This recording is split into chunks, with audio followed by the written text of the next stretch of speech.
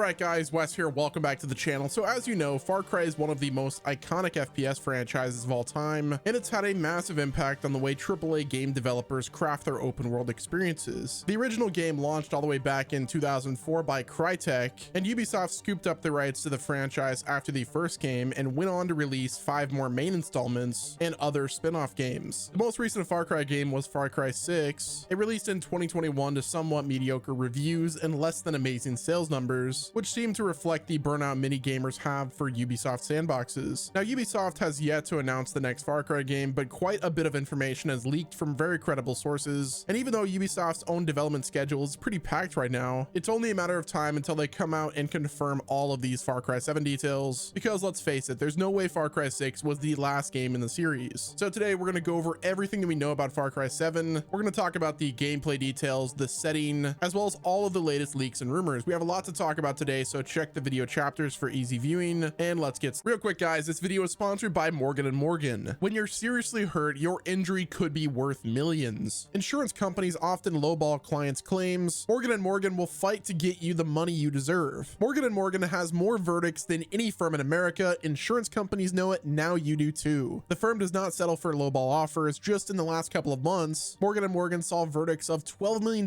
in Florida, which is 34 times the highest insurance offer, 26 million in Philadelphia, 40 times the highest insurance offer, 6.8 million in New York, 25 times the highest insurance offer, 8 million in Florida, which is 24 times the highest insurance offer, and $18 million in Atlanta. The firm is not afraid to go to court to fight for the biggest award possible to compensate you. All law firms are not the same. Morgan & Morgan is the biggest for a reason. They've won a lot. It only takes a few minutes to see if you have a case. The fee is absolutely free unless you win. Started. So according to Insider Gaming, one of the most trusted leakers in the gaming industry, the development of the next Far Cry game is well underway and is internally known as Project Blackbird. Ubisoft Montreal is the head developer, the same team that made Far Cry 5. Now, Far Cry 6 was developed by Ubisoft Toronto, so needless to say, it's pretty exciting that Ubisoft Montreal is developing this game. Now, there were some leaks last year suggesting that the new game is going to be called Far Cry Rise and feature a story on a fictional Korean island, but Henderson stated that these leaks were entirely false. Instead, the new game, which may or may not be called Far Cry 7, now this game is supposedly about a wealthy family that gets kidnapped by a group called the Sons of Truth, and it's up to the player who controls the children of the kidnapped family to rescue everyone from their captors within a certain amount of time. In game, you'll have 72 hours, but in real time, it will be 24 hours, meaning you will only have one IRL day to beat the game, which tells us that this is a game that you're supposed to be playing over and over again. Getting 100% completion means you rescued all of your family members and defeated all of the Sons of Truth within that time limit, but it's actually not a requirement to rescue everyone in order to finish the story. Now, from the sounds of it, only certain family members will be essential to beating the game, but allowing certain family members to die or you failing to save them will have an impact on the story, so there will be presumably multiple endings on a non-linear path, depending on how well the player succeeds in their mission, as well as what obstacles they run into along their way. Honestly, I really like this format. It could be what the franchise needs to kind of freshen up the overall gameplay loop. Everyone knows that most Far Cry games play the same, and that's the same case with Assassin's Creed games. They all get pretty samey after a while. Honestly, my favorite Far Cry game is Far Cry 3, and I've yet to have an experience in a Far Cry game that is as good, if not better, than Far Cry 3. So them changing up the entire gameplay loop with a non-linear story that kind of forces you to beat the game is a good thing. A lot of the Far Cry games that I played recently, I like Far Cry 6. I played to a certain point and then just kind of stopped playing because, again, once you've played a Far Cry game, they essentially all start to feel samey. Not that that's a bad thing, because I think there's a lot of character development and really fun aspects about the other games, specifically whenever you're playing co-op. But like I said, a big gameplay twist like this could be what the franchise needs. Now, as for the gameplay, it will still be an open world FPS game, but the structure will be much less linear than before, allowing you to venture around the map and save the family members in any order you see fit. The map will obviously be a bit smaller than previous games due to the fact that you're on a fixed time limit, and it would be a bit unfair if you had to burn a bunch of in-game hours just driving from place to place. There will also be a new interrogation system where the Sons of Truth can be questioned about where their comrades are and where your family members are being held, so you could attempt to save them. However, there's a twist. While sometimes the person you're interrogating will give up valuable information that will help you on your run, other times they'll refuse to give you anything and just waste your precious time, and apparently they can even lie to you, meaning you'll have to deduce whether or not the person you're interrogating is telling the truth or just trying to throw you off track. Honestly, if the interrogations are anything like LA Noire, this next Far Cry game could be absolutely insane. Now, in addition to the new single player experience, experience, Tom Henderson also reports that there's a multiplayer experience in development that's intended to launch alongside the base game, similar to how Call of Duty has Warzone going alongside its new main installments. The multiplayer experience was originally going to be a part of Far Cry 7, but it eventually spun off into its own standalone project known as Project Maverick, and while it's believed that Ubisoft Montreal is going to be doing most of the work, they may be getting help from another studio. Project Maverick is also reportedly going to be an extraction shooter set in the Alaskan wilderness, and it will feature things like backpacks, permadeath, loot chests, contracts, evacuation zones, and basically everything that you'd expect from the genre. And frankly, I'm 100% on board with a Far Cry extraction shooter. And sure, there's some craze over extraction shooters as of lately, especially after the hype of Escape from Tarkov. There's also Marathon coming out and just a bunch of extraction stuff coming out. But Far Cry is already a franchise that specializes in massive maps and a ton of gameplay options, so it's kind of the perfect fit for a Tarkov style multiplayer game like this, and I'm excited to see what Project Maverick looks like when we finally get a gameplay demo. Now I will say all of this does sound pretty interesting to me, but there's something that we have to take into account. Far Cry is not a very popular franchise in the current year. The last two Far Cry games were not very well received, and public's perception of the series is pretty much negative due to the dropping in quality and association with Ubisoft, who haven't exactly been the most gamer-friendly company in recent years. Far Cry New Dawn was wildly hated for its lazy design and the abundance of bugs, and then Far Cry 6 was seen as one of the weakest mainline entries in the series due to the lack of new gameplay ideas and a massive waste of potential in setting and story. I mean, you have Gus Fring as your main villain, and he was pretty much the main highlight of that game from the time that I've played. Basically what I'm trying to say is Far Cry 7 could be the most awesome game in existence, and there will still be a lot of people who won't buy it because it's in the Far Cry franchise has gone downhill so much. Now this is not to say that the series can't be saved, but it's definitely something Ubisoft should be taken into account for the future. They need to really convince people that the series is back on track after so many years of disappointments. Regardless of how you feel about Far Cry and the future of this franchise, there's no denying that Ubisoft is actually recovering quite well from their financial troubles of the last few years. The publisher ran into a lot of money problems in the late 2010s and early 2020s due to their over-reliance on expensive live service sandboxes that the public just wasn't interested in buying, especially after most of the games are starting to get very formulaic and buggy. Like honestly, Avatar: Frontiers of Pandora, the most beautiful game that I've even seen and played, but again, that's just Far Cry with blue people. They have to do something to change up the formula, and having a game that's non-linear that you could only complete in 24 hours sounds appealing. Ubisoft also reportedly lost over 50% of its value over the last 5 years, and this resulted in them cutting hundreds of millions of dollars from their operating budget and canceling a whole bunch of projects. But I'm not gonna lie, 2024 is looking pretty bright for them. Prince of Persia: The Lost Crown is a smash hit with a relatively low budget. Like, that game is amazing. I just recently beat it. Strongly recommend The Lost Crown if you've not yet played it. Later this year, they're going to be releasing both Star Wars Outlaws and Assassin's Creed Codename Red, both of which are surely going to be big hits. They're also set to be launching Skull and Bones this year. It's finally coming out, which will likely flop super hard due to the lack of interest, but hey, Ubisoft has been pouring money into that project for roughly a decade now. It seems that Ubisoft is doing their best to get back on track and win gamers over after blowing up their trust, but honestly, things are looking pretty promising right now. I'm not saying Far Cry 7 is going to be a masterpiece or the best-selling game of the decade, but I absolutely have faith that it's going to be way better than the last two Far Cry games, and Ubisoft definitely seems committed to doing things the right way going forward, but only time will tell if they actually stick with this new strategy. But so far, like I said, 2024 is looking pretty good for them, and hopefully that recovery carries into 2025 and 2026 so that Far Cry 7 can be as awesome as possible. With how stacked Ubisoft's schedule is this year, I'm not expecting Far Cry 7 to launch until 2025 at the absolute earliest, but that's not a bad thing at all because of how long it's supposedly been in development already. Hopefully the game that launches is the most polished and complete Far Cry game we've gotten in a long time, which is exactly what the series needs right now. But what do you guys think about Far Cry 7? Do you think these leaks sound like the game will be interesting to play? Do you think this will breathe new life into the Far Cry series, or do you think that Ubisoft is just going to pump out another generic open world game and kind of hope for the best? Did you know you could start a claim with America's largest law firm in just a click? It's so easy. You could start your claim now with Morgan & Morgan at forthepeople.com/WesNemo. And thank you so much to Morgan & Morgan for sponsoring today's video. Be sure to let me know what your thoughts are on Far Cry 7 down in the comment section. Subscribe to the channel with your notifications turned on so you don't miss out on any future updates. And until next time, this has been Wes, and I will talk to you guys again soon.